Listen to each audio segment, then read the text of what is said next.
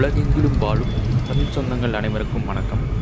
இன்றைக்கி நம்ம எந்த கோவிலை விசிட் பண்ண போகிறோம் அப்படின்னு கேட்டிங்கன்னா, கோவை மாவட்டம் மதுக்கரை வட்டம் வெள்ளலூர் கிராமம் நொய்யல் ஆற்றங்கரையில் அமைந்திருக்கக்கூடிய ரொம்பவும் பழமை வாய்ந்த அருள்மிகு அழகு நாச்சியம்மன் திருக்கோவிலை தாங்க நம்ம பார்க்க போகிறோங்க. சரிங்களா? இந்த வீடியோவுக்கு நீங்கள் ஃபஸ்ட் டைம் விசிட் பண்ணுறீங்க அப்படின்னா நம்ம சேனலை மறக்காமல் சப்ஸ்கிரைப் பண்ணி வச்சுக்கோங்க. நம்மளோட சேனலில் எந்த மாதிரி வீடியோ நாங்கள் பதிவு செஞ்சிட்ருக்கோம் அப்படின்னு கேட்டிங்கன்னா, ஆன்மீக சுற்றுலா தலங்களான கோவில்கள், அப்புறம் குளங்கள், இயற்கை சார்ந்த காடுகள், மலைகள், நீங்கள் விரும்பக்கூடிய இயற்கை சார்ந்த காடுகள் இதெல்லாம் பார்த்திங்கன்னா அப்லோட் செஞ்சிட்ருக்கோம். இதோட இன்ஃபர்மேஷனையும் உங்களுக்கு ஷேர் பண்ணிகிட்ருக்கோம். அதை நீங்களும் எப்படி விசிட் பண்ணலாம் அப்படிங்கிற ஃபுல் டீட்டெயிலும் நாங்கள் ஷேர் பண்ணிகிட்ருக்கோங்க.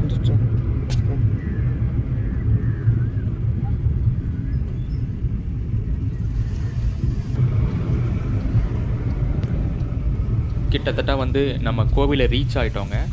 இந்த கோவிலுக்கு நீங்கள் வரீங்க அப்படின்னா இந்த பஸ் ஸ்டாப்பில் தான் நீங்கள் இறங்கணும். இந்த உள்ளூரில் இருக்கிறவங்களுக்கு இது பெரும்பாலும் தெரியும்.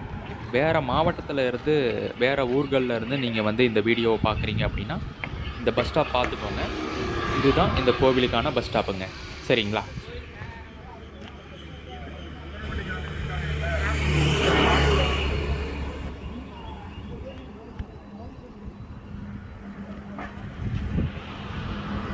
இதன் வழியாக தான் உங்களுக்கு பேருந்துகள் போயிட்டு வந்துட்டுருக்குங்க.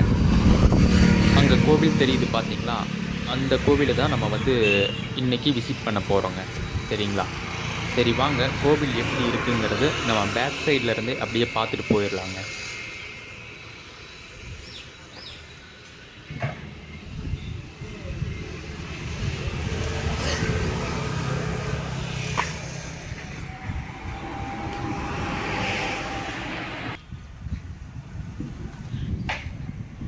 இதுதான் பார்த்திங்கன்னா கோவிலுடைய வாசலில் இருந்துங்க இடதுபுறமாக இருக்கக்கூடிய ஒரு பகுதிங்க. நீங்கள் கேட்கலாம், ஏன் முன்னாடி காட்டாமல் பின்னாடி சைடு காட்டுறீங்க அப்படின்னு சொல்லிட்டு. அதாவது உங்களுக்கு பஸ் ஸ்டாப்பில் இருந்தே காட்டிடலாம் அப்படிங்கிறதுனால தான் இந்த பக்கம் உங்களுக்கு காட்டினாங்க. வெளியில் என்னென்ன வச்சுருக்காங்கங்கிறத நீங்கள் தெரிஞ்சுக்கணும் இல்லைங்களா? அதனால தான் வெளியில் காமிச்சிட்டு அப்புறம் உள்ளே போயிடலாம் அப்படிங்கிற ஒரு காரணத்தினால தான் இந்த சைடு உங்களுக்கு காட்டுறேங்க. ஏன்னா இந்த இடத்துலாம் நிறுத்தணும். அதனால தான் இந்த இடத்துல இருந்து உங்களுக்கு காட்டிடலாம் அப்படிங்கிறதுனால உங்களுக்கு காட்டிகிட்டு இருக்குங்க.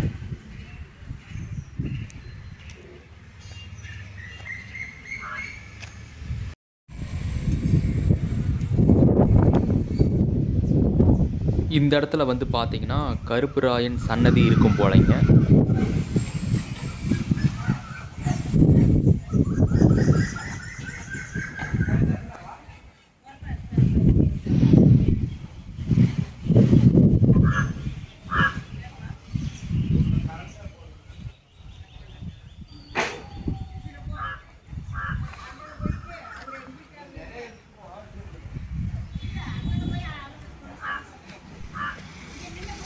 இங்கே ஒரு கேட் இருக்குது பாருங்கள். இதன் வழியாகவும் நீங்கள் கோவிலுக்குள்ளே போகலாம். அப்புறம் இது வழியாக வெளியவும் வரலாம். ஆனால் மெயின் என்ட்ரன்ஸுங்கிறது பார்த்தீங்கன்னா இப்படியே நேராக போய் வலது பக்கம் திரும்பினா தான் உங்களுக்கு மெயின் என்ட்ரன்ஸுங்கிறது இருக்குங்க. கோவில் பார்த்தீங்கன்னா சாமி அந்த வழியாக பார்த்து தான் சாமியை அமைச்சு வச்சுருக்காங்க. இப்போது இந்த பேனரில் பார்த்தீங்கன்னா உங்களுக்கு தெரியும் பாருங்கள், அருள்மிகு அழகு நாச்சியம்மன் திருக்கோவில் வெள்ளலூர் கோவை அப்படின்னு சொல்லி போஸ்டரில் இருக்குங்க. இந்த போஸ்டர் எதுக்கானது அப்படின்னு கேட்டிங்கன்னா, 2026 கும்பா அபிஷேக விழாக்கான திருப்பணிகள் போயிட்டுருக்கு அப்படிங்கிறதுக்கு பேனர் அடித்து ஒட்டி வச்சுருக்காங்க. இந்த கோவிலில் எழுந்தருளியுள்ள அம்மனிடம் நீங்கள் அருள் பெற்று போகணும் அப்படிங்கிறது தான் நம்ம சேனல் சார்பாக ஒரு வேண்டுகோளாக வைக்கிறோங்க. இந்த கோவிலை பற்றி நீங்கள் மேலும் தெரிஞ்சுக்கணும் அப்படிங்கிற பட்சத்தில் இந்த பேனரில் பார்த்தீங்கன்னா ரைட் சைடு கார்னரில் கீழே மொபைல் நம்பர் கொடுத்துருக்காங்க. அந்த மொபைல் நம்பருக்கு கால் பண்ணி எப்போ இந்த கோவிலோட திருவிழா ஆரம்பிக்குது, கும்பாபிஷேகம் நடைபெற உள்ளது அப்படின்னு கேட்டு தெரிஞ்சுக்கிட்டு அந்த நேரத்தில் இங்கே நீங்கள் விசிட் பண்ணலாங்க.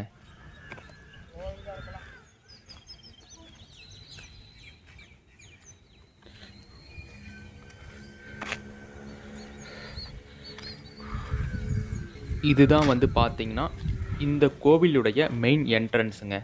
உங்களுக்கு அந்த அம்மன்ங்கிற சாமி வந்து இந்த வழியா தான் உங்களுக்கு பார்த்து அமைச்சு வச்சிருப்பாங்க. கோவில் பாருங்க, எவ்வளவு மரங்கள் நிறைந்து எவ்வளோ அற்புதமா இருக்குன்னு பாருங்க. சின்ன கோவில்லாம் இங்க உங்களுக்கு பார்க்கும்போது தெரியும். ஆனா, உங்களுக்கு சைடுல வந்து சுத்தி காட்டுறேன் பாருங்க. ஏரியா எவ்வளோ பெருசா இருக்குன்னு பாருங்க. இந்த கோவில் வந்து பார்த்தீங்கன்னா, இந்து சமய அறநிலையத்துறைக்கு கீழ வரக்கூடிய ஒரு கோவிலுங்க. அதாவது கவர்மெண்ட்டோட சேர்ந்த ஒரு கோவிலுங்க. இந்த கிராமப்புற பகுதியில இப்படி ஒரு கோவில் இருக்கிறதுங்கிறது ஒரு அற்புதமான விஷயம் தாங்க. ஆனா, கோவில்ல பெரும்பாலும் கூட்டம் வருமான்னு கேட்டீங்கன்னா, இந்த ஊர் மக்கள் தான் வருவாங்க. ஏன் அப்படின்னு கேட்டிங்கன்னா, இந்த கோவில் பெரும்பாலும் யாருக்கும் தெரியாத ஒரு கோவிலா தாங்க இருக்கு. நீங்க YouTubeல கூட போட்டிங்கன்னா, இந்த கோவில பத்தின விஷயம் இருந்திருக்காது. ஆனா, இந்த கிராமப்புறங்கள்லயும் இந்த ஒரு கோவில் வந்து பார்த்தீங்கன்னா, மிகவும் சக்தி வாய்ந்த ஒரு அம்மன் கோவில்னு தாங்க சொல்லணும். சரிங்களா? அம்மன விரும்பக்கூடியவங்க நிச்சயமா இந்த கோவில வந்து விசிட் பண்ணுங்க. குறுக்கீடுக்கு வந்து மன்னிக்கணுங்க. அதாவது கோவில இப்ப தான் ஓப்பன் பண்றாங்க. கிராமப்புற பகுதியில இந்த கோவில் அமைஞ்சிருக்கிறதுனால ஆட்கள் குறைவாக தான் வராங்க. அப்புறம் கோவிலுடைய திருப்பணி போயிட்டுருக்கிறதுனால, இங்க இருக்கக்கூடிய வேலையாட்கள் மட்டும் தான் இந்த கோவில்ல இருக்காங்க. அதனால தான் கொஞ்சம் லேட்டா வந்து ஓப்பன் பண்றாங்க. சரி வாங்க நம்ம வீடியோவ கன்டின்யூ பண்ணுவோம். அதுக்குள்ள வாங்க நம்ம அவுட் சைடுல எப்படி இருக்குங்கிறத சுத்தி பார்த்துட்டு வந்துருவோங்க. இந்த கோவில்ல இருக்கக்கூடிய அம்மன் வந்து பார்த்தீங்கன்னா, வெள்ளலூரின் அதாவது இந்த வெள்ளலூரோட காவல் தெய்வமாக வழிபடக்கூடிய அம்மன் அப்படின்னு சொல்லி இந்த ஊர் மக்களும், அப்புறம் சில ஆய்வாளர்களும் சொல்றாங்க. சரிங்களா? அப்புறம் இன்னொரு விஷயம் என்னன்னு கேட்டிங்கன்னா, அழகு நாச்சியம்மனுக்கு வந்து இன்னொரு பேரும் இருக்கு. அதாவது இந்த அழகு நாச்சியம்மனோட இன்னொரு பேர் வந்து பேச்சியம்மன் அப்படின்னு சொல்லி இங்க இருக்கிற ஊர் மக்கள் வந்து சொல்றாங்க. இந்த சன்னதி இருக்கு இல்லைங்களா? இந்த சன்னதியில வந்து பார்த்தீங்கன்னா, பேச்சியம்மன் சன்னதி அப்படின்னு தாங்க வந்து எழுதியிருக்கும் அப்படின்னு சொல்லி சொல்றாங்க. அழகு நாச்சியம்மன்ங்கிறது கோவில். ஆனா, இவங்களுக்கு வந்து இந்த அம்மனுக்கு 2 பேரும் வந்து இருக்குங்க அப்படின்னு சொல்லி சொல்லப்படுதுங்க. அப்புறம் இன்னொரு முக்கியமான விஷயம் என்னன்னு கேட்டிங்கன்னா, அதாவது கல்வெட்டு ஆராய்ச்சியாளர்கள் வந்து இந்த கோவில வந்து ஆராய்ச்சி செய்யும் பொழுது, இந்த கோவில் இருந்த இடத்துல வந்து பார்த்தீங்கன்னா, 11ஆம் நூற்றாண்டு, அப்புறம் 12ஆம் நூற்றாண்டை சேர்ந்த கல்வெட்டுகள் வந்து இருந்ததாக வந்து குறிப்பிட்டிருக்காங்க. சரிங்களா? இங்க வந்து 11, 12ஆம் நூற்றாண்ட சேர்ந்த வந்து கல்வெட்டுகள் இருந்திருக்கு ஏற்கனவே. அப்போ வந்து நமக்கு இதிலிருந்து என்ன தெரியுது அப்படின்னு கேட்டிங்கன்னா, இந்த கோவில் வந்து 11ஆம் நூற்றாண்டை சேர்ந்த ஒரு கோவிலாக இருக்கணும் அப்படிங்கிறது தெரிய வருதுங்க. அவங்க ஆய்வாளர்கள் இத வந்து குறிப்பிட்டும் சொல்லியிருக்காங்க. இந்த கோவில் வந்து பார்த்தீங்கன்னா, 11ஆம் நூற்றாண்டை சேர்ந்த ஒரு கோவில் தான் அப்படிங்கிறத உறுதிப்படுத்தியிருக்காங்க. அப்புறம் வந்து பார்த்தீங்கன்னா, இந்த கோவில்ல வந்து பசுமாடுகள், கன்றுகள் வந்து வளர்த்துட்ருக்காங்க. அ இந்த கன்றுகளுக்கு வந்து தீவனம் சேமிச்சு வைக்கிறதுக்காக இந்த ஷெட் வந்து உருவாக்கி வச்சிருக்காங்க. 2011ல தான் வந்து பார்த்தீங்கன்னா, லாஸ்ட்டா கும்பாபிஷேகம் நடைபெற்றதாக வந்து சொல்றாங்க. ஆனா எனக்கு தெரிஞ்சு, இந்த கோவில் வந்து பார்த்தீங்கன்னா, வெறும் சாதாரண கோவில் அப்படின்னு சொல்லி சொல்ல முடியாதுன்னு தான் நான் நெனைக்கிறேங்க. ஏன்னு கேட்டீங்கன்னா, இப்போ வந்து நம்ம வந்து வெள்ளலூர் கிராமம் இருக்கு இல்லைங்களா? இது வந்து சங்க காலம் இருக்கு இல்லைங்களா? அது தொடங்கி அ பார்த்தீங்கன்னா, இன்றளவில வர தொல்லியலுக்கு வந்து முக்கியத்துவம் வாய்ந்த இடமாக வந்து சொல்லப்படுதுங்க. அந்த காலகட்டங்கள்லயே, அதாவது அந்த 11, 12ஆம் நூற்றாண்டை சேர்ந்த காலகட்டங்கள்லயே, இந்த இடத்துல வந்து என்ன இருந்திருக்குன்னு கேட்டீங்கன்னா, ரோமானிய நாணயங்கள், அப்புறம் வந்து பார்த்தீங்கன்னா, பெரும் கற்கால சின்னங்கள், அப்புறம் பழைய வணிக பாதைக்கு வந்து பார்த்தீங்கன்னா, மிகவும் பேர் பெற்ற அதாவது புகழ் பெற்ற ஒரு இடமா வந்து இந்த கோவில் வந்து அமைஞ்சிருக்குங்க. இந்த இடத்துல வந்து பார்த்தீங்கன்னா, விநாயகருடைய சன்னதி இருக்குங்க. இன்னும் ஓப்பன் பண்ணல. அங்க ஓப்பன் பண்ணிட்டுருக்காங்க. பண்ணி முடிச்சதும் இங்க ஓப்பன் பண்ணுவாங்க. அப்ப நான் உங்களுக்கு வந்து காட்டுறேங்க. இங்க வந்து பார்த்தீங்கன்னா, பூஜை சாமானுங்கலாம் வைக்கிறதுக்கான ஒரு சின்ன ரூமா இந்த இடத்துல இருக்குங்க. இந்த இடத்துல தான் இந்த கோவிலுக்கு வேண்டிய பூஜை சாமான்கள் சேஃப்டியா வச்சிருப்பாங்க. இந்த கோவிலுடைய பேச்சியம்மனுக்கும் ஒரு அற்புதமான வரலாறு இருக்கும் அப்படிங்கிறது நான் நினைக்கிறேங்க. எனக்கு தெரிஞ்சு என்னங்கிறது தெரியல. இங்க நீங்க வந்து விசாரிச்சு பார்த்தீங்கன்னா, இந்த கோவிலுடைய வரலாறு என்னங்கிறத இவங்க சொல்லலாம். இந்த ஊர் மக்களுக்கு நிச்சயம் இந்த அம்மனோட வரலாறு தெரிஞ்சிருக்கும் அப்படிங்கிறத நான் நம்புறேங்க. அதாவது வந்து பார்த்தீங்கன்னா, சேரர், சோழர் மன்னர்கள் இருக்காங்க இல்லைங்களா? அவங்களுடைய வணிக பாதைக்கு வந்து இந்த கோவில் வந்து ஒரு முக்கிய இடமா வந்து இருந்திருக்கிறதா சொல்லப்படுதுங்க. ஆராய்ச்சியில குறிப்பிட்டிருக்காங்க. அதற்கான தொல்லியல் ஆய்வு பகுதிகள் வந்து என்னென்னன்னு கேட்டிங்கன்னா, அதாவது HRN CE பதிவுகள். இதில வந்து இந்த கோவில பத்தி குறிப்பிட்டிருக்காங்க. அப்புறம் கல்வெட்டுலயும் வந்து பார்த்தீங்கன்னா, விவரங்கள் குறிப்பிடப்பட்டிருக்கு. இன்னொரு விஷயம் பார்த்தீங்கன்னா, வெள்ளலூர் வரலாறுலயும் இத பத்தின தகவல்கள் இருக்குங்க. அப்புறம் கொங்கு நாட்டு ஆய்வு நூல்கள்லயும் நீங்க வந்து இந்த கோவில பத்தின தகவல்கள் இருக்கு. அப்புறம் வந்து இன்னொரு விஷயம் பார்த்தீங்கன்னா, கோவில் நிர்வாக தகவல்கள். கோவிலுடைய அந்த நிர்வாகத்திலயும் இந்த தகவல்கள்லாம் இப்ப நம்ம சொன்ன இன்ஃபர்மேஷன்லாம் இருக்கு. டேட்டாவா இருக்குங்கிறது சொல்லப்படுதுங்க. அப்புறம் இன்னொன்னு கேட்டீங்கன்னா, ரோமானிய நாணயங்கள்லாம் வந்து இந்த இடத்துல வந்து கண்டெடுத்திருக்காங்க. கல்வெட்டுகளும் நெறையா இருந்திருக்கிறதா சொல்லப்படுதுங்க.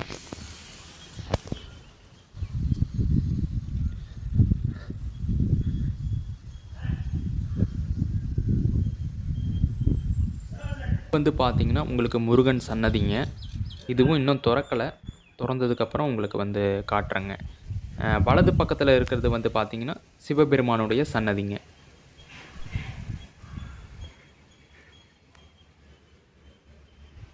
அப்புறம் வேறு மாவட்டத்திலருந்து வரக்கூடியவங்க, கோயம்புத்தூர் எப்படி இருக்குங்கிறதையும் வந்து விசிட் பண்ணிட்டு போங்க. சரிங்களா? நீங்க பெரும்பாலும் கோயம்புத்தூரான மெயின்ல வந்து வந்திருப்பீங்க. அதாவது பஸ் ஸ்டாண்டு, இந்த மாரி சில பேர்லாம் வந்து அந்த இடம்லாம் தெரியும்.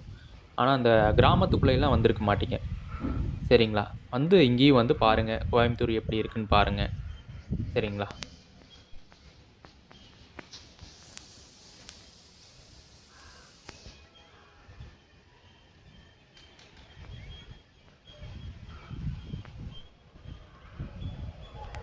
இப்ப வந்து பார்த்தீங்கன்னா, விநாயகருடைய சன்னதிய ஓப்பன் பண்ணிட்டாங்க. பாருங்க நான் காட்டுறேன். எப்படி இருக்குன்னு பாருங்க. நம்ம வீடியோல எல்லா சாமிகளையும் வந்து காட்டுறதுனால, அதான் சாமிய இங்கேயே பார்த்தாச்சே வீடியோலயே, எதுக்கு கோவிலுக்கு போணும்? அப்படிங்கிற அந்த ஒரு அசால்ட்டா வந்து இருக்காதீங்க. ஒரு டைம் வந்து விசிட் பண்ணி பாருங்க. சரிங்களா? உங்க ஃபேமிலியோடயோ, இல்ல தனியாவோ வந்து விசிட் பண்ணி பாருங்க. மிகவும் வந்து அமைதியான, அற்புதமான ஒரு கோவிலுங்க. சரிங்களா? ஒரு டைம் வந்து விசிட் பண்ணி பார்த்தீங்கன்னா, உங்களுக்கே வந்து ஒரு ஐடியா கிடைக்கும் எப்படின்னு. இந்த கோவிலுடைய அந்த எக்ஸ்பீரியன்ஸ் எப்படி இருக்குங்கிறத நீங்க கமெண்ட் செக்ஷன்ல ஷேர் பண்ணுங்க, கோவில பார்த்ததுக்கப்புறம்.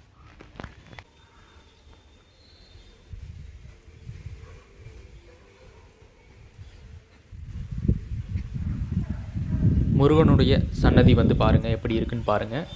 இதற்கு முன்னாடி இத வந்து க்ளோஸ் பண்ணி வச்சிருந்தாங்க. இப்போ அறங்காவலர் வந்து ஓப்பன் செஞ்சுட்டு போயிருக்காங்க.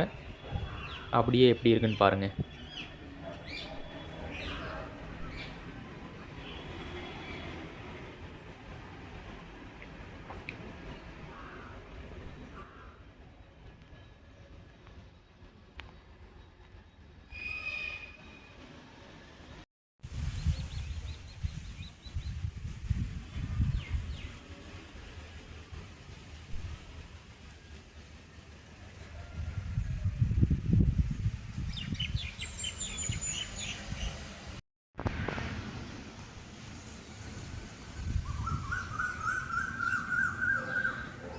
சிவபெருமான் சன்னதிக்கு முன்னாடி வந்து பார்த்தீங்கன்னா, ஒரு பெரிய கிணறு ஒண்ணு இருக்குங்க.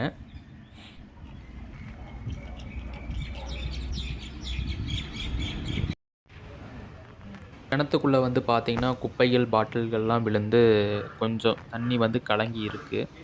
கோவில் நிர்வாகம் தான் இத வந்து புதுப்பிச்சு கொஞ்சம் சுத்தமா வச்சுக்கணும். ஆனா கிணத்துல வந்து பார்த்தீங்கன்னா, ஒரு கம்பி வேலி போட்டு க்ளோஸ் பண்ணி தான் வச்சிருக்காங்க. இதற்கு முன்னாடி வந்து இந்த குப்பைகள்லாம் இதாயிருக்கும்னு நெனைக்கிறேங்க. இதுதான் வந்து பார்த்தீங்கன்னா, சிவபெருமான் இருக்கக்கூடிய சன்னதிங்க.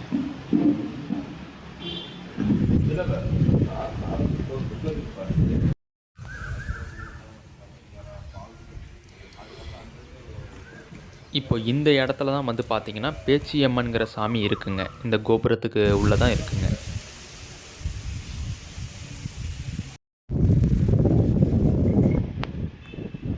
மாடுகள் வச்சுருக்காங்க. இந்த கோவிலில் வந்து இது வளர்த்துட்ருக்காங்க. நீங்கள் வந்து ஆன்மீகத்தை விரும்பக்கூடிய ஒரு ஆளாக இருந்தீங்க அப்படின்னு சொன்னால் நம்மளுடைய இன்னொரு சேனல் இருக்குங்க. அந்த சேனல் நேம் வந்து பார்த்தீங்கன்னா இன் த செர்ச் ஆஃப் ட்ரூத் தமிழ் அப்படின்னு சொல்லி யூடியூப்பில் சர்ச் பண்ணிங்க அப்படின்னா முன்னாடியே வருங்க. அந்த சேனலை கிளிக் பண்ணி வீடியோக்களை பாருங்கள். உங்களுக்கு அது ஒர்த்தான கண்டென்ட்டாக இருக்குங்க. மறக்காமல் அந்த சேனலை வந்து விசிட் பண்ணி பாருங்கள். உங்களுடைய அறிவை மேம்படுத்தவும் வந்து பார்த்திங்கன்னா உங்களுக்கு அறிவு தெளிவு கொடுக்கறதுக்கான அந்த சேனலை வந்து நாங்கள் ரன் பண்ணிகிட்ருக்கோங்க. அதோட லோகோவும் அந்த சேனல் நேமும் வந்து பார்த்திங்கன்னா அந்த ரைட் சைடு கார்னரில் உங்களுக்கு வந்து அட்டாச் பண்ணுறாங்க. ஜஸ்ட்டு நீங்கள் செக் பண்ணி பார்த்துட்டு வீடியோ வந்து கிளிக் பண்ணி பாருங்கள். எப்படி இருக்குன்னு உங்களுக்கு பிடிச்சிருந்தா அந்த சேனலையும் வந்து சப்ஸ்கிரைப் பண்ணி வச்சுக்கோங்க.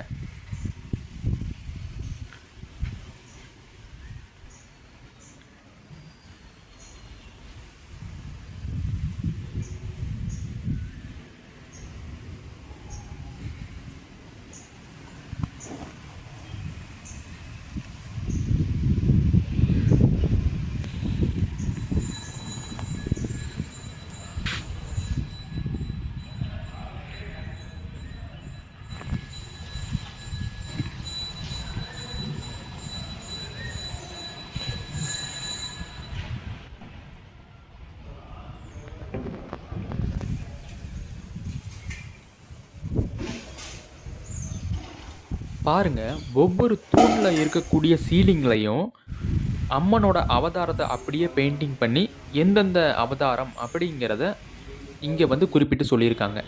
அதாவது இப்போ நம்ம முருகன் கோவிலுக்கு போனால் பார்த்திங்கன்னா அவருடைய அவதாரம், அதாவது விஷ்ணு கோவிலுக்கு போனால் அவருடைய அவதாரம் எல்லாமே காட்டுவாங்க இல்லைங்களா?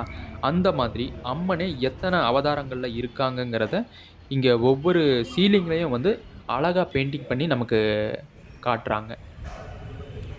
அதாவது வந்து பார்த்திங்கன்னா, இந்த புகைப்படங்கள்லாம் வந்து இதை பார்க்கும்போது எனக்கு எப்படி தெரியுதுன்னு கேட்டிங்கன்னா, நம்ம தமிழ்நாட்டில் பிரபலமாக இருக்கக்கூடிய அம்மன் கோவில்களில் என்ன அவதாரத்தில் இருக்காங்களோ, அந்த அவதாரம் எல்லாத்தையுமே இந்த ஒரே கோவிலில் வந்து இவங்க அமைச்சு வச்சுருக்காங்கங்கிறது தெரிய வருதுங்க.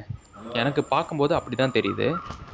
பார்த்திங்கன்னா மீனாட்சி அம்மன், அப்புறம் வந்து ஒவ்வொரு கோவிலில் என்ன அவதாரம் இருக்கோ அந்த எல்லா அம்மனுமே இந்த கோவிலில் ஒரே இதில் வந்து இருக்குங்க.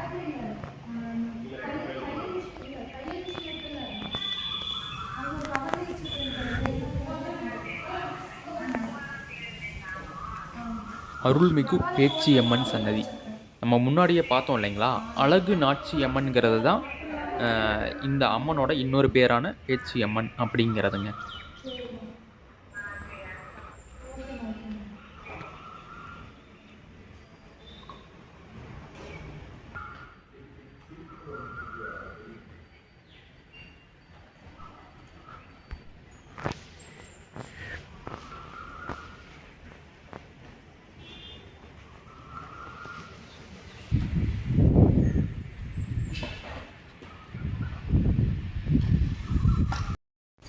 சன்னதி திறந்துட்டாங்க.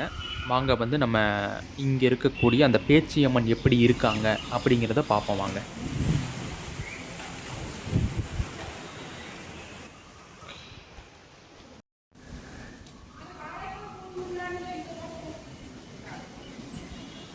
இங்கே இருக்கக்கூடிய பேச்சியம்மன் வந்து எப்படி இருக்காங்கங்கிறத பாருங்கள் எல்லாரும். பார்த்தீங்களா, அற்புதமாக வந்து அலங்காரம் செஞ்சுருக்காங்க.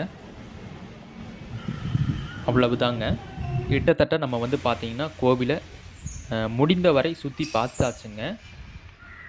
இப்போது இந்த கோவிலை வந்து எப்படி ரீச் ஆகலாம்? நாங்கள் வந்து வேறு மாவட்டத்தில் இருக்கோம், நாங்கள் வந்து வேறு டிஸ்ட்ரிக்டில் இருக்கோம், நாங்கள் இந்த கோவிலுக்கு எப்படி வர்றது அப்படின்னு கேட்டிங்கன்னா, இப்போ பார்த்திங்கன்னா பஸ் மூலமாக எப்படி வரலாங்கிறது தாங்க நம்ம பார்க்க போகிறோங்க. இப்போ வந்து பார்த்திங்கன்னா நீங்கள் வந்து ஈரோடு சைடு இருக்கீங்க, நாமக்கல் சைடு இருக்கீங்க, சத்தியமங்கலம் அந்த பக்கத்தில் இருந்து வரீங்க அப்படிங்கிறவங்களுக்கு நேராக கோயம்புத்தூர் வந்துடுங்க.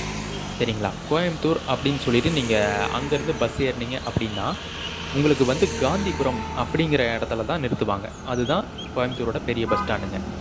காந்திபுரம் வந்துட்டீங்க அப்படின்னா அதாவது வெளியூர் பஸ் ஸ்டாண்டை தாண்டி கொஞ்சம் தூரம் ஒரு வாக்கபிள் டிஸ்டன்ஸ் தான். ஒரு 300 மீட்டர் நடந்தீங்கன்னா டவுன் பஸ் ஸ்டாண்ட் இருக்குங்க. அங்கே வந்து என்னென்ன பஸ் வந்து இந்த கோவிலுக்கு அவைலபிளாக இருக்குதுன்னு கேட்டிங்கன்னா 55, 55C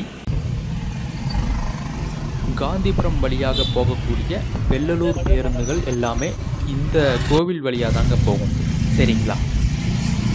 அதுவே வந்து பார்த்தீங்கன்னா, நீங்கள் வந்து மதுரையிலேருந்து வரீங்க, இல்லை தேனியிலேருந்து வரீங்க, இல்லை சிவகாசி இந்த மாதிரி கன்னியாகுமரி இந்த சைட்லேருந்து வரீங்கனாலும் கோயம்புத்தூர்னா உங்களுக்கு வந்து காந்திபுரம் தான் வந்து பஸ்ஸு நிறுத்துவாங்க. சரிங்களா? மதுரை அங்கேருந்து கோயம்புத்தூர் வந்தீங்கன்னா உங்களுக்கு சிங்காநல்லூர் பஸ் ஸ்டாண்டில் வந்து நிறுத்துவாங்க. அங்கேருந்து நீங்கள் காந்திபுரம் வர மாதிரி இருக்கும். அப்புறம் பொள்ளாச்சியில் இருந்து வரீங்க, இல்லை வந்து உடுமலைப்பேட்டையில் இருக்கீங்க அப்படிங்கிறவங்க வந்து பார்த்தீங்கன்னா, நீங்கள் டைரெக்டாக கோயம்புத்தூர் பஸ் ஏறினீங்கன்னா உங்களுக்கு வந்து உக்கடம் தான் வரும். கரெக்டுங்களா? உக்கடமில் வந்து பார்த்தீங்கன்னா, உக்கடம் வரைக்கும் நீங்கள் போகவே வேணாம். சுந்தராபுரம்ங்கிற பஸ் ஸ்டாப் வந்து இறங்கிக்கோங்க. அங்கே இறங்கிட்டீங்க அப்படின்னு கேட்டால், அங்கேருந்து பார்த்தீங்கன்னா உங்களுக்கு 55 வந்து அந்த வழியாக காந்திபுரமில் இருந்து வரக்கூடிய பேருந்துகள் வந்து பார்த்திங்கன்னா அந்த சுந்தராபுரம் வழியாக தான் வந்து இந்த கோவிலை வந்து ரீச் ஆகுங்க. சரிங்களா? கோவிலோட பஸ் ஸ்டாப் என்னன்னு கேட்டிங்கன்னா பேச்சியம்மன் திருக்கோவில்னு நீங்கள் கேட்டு இறங்கிக்கலாம். வாசல்லையே வந்து உங்களுக்கு நிறுத்துவாங்க. கோவில் பஸ் ஸ்டாப் காட்டினேன் இல்லைங்களா, அதுதான் கோவிலோட பஸ் ஸ்டாப்புங்க. அப்புறம் இன்னொரு பேருந்தை வந்து சொல்ல மறந்துட்டேங்க. S19ன்னு சொல்லிட்டு அந்த நம்பர் போட்ட பேருந்தும் இந்த வழியாக வருங்க. சரிங்களா? S19 நல்லா கேட்டுக்கோங்க. அது வந்து பார்த்தீங்கன்னா கவர்மெண்ட் பஸ் தான். உங்களுக்கு லேடிஸாக இருந்தீங்கன்னா உங்களுக்கு டிக்கெட் ஃப்ரீ தான், ஒன்றும் ப்ராப்ளமே கிடையாதுங்க. அவ்வளவு தாங்க.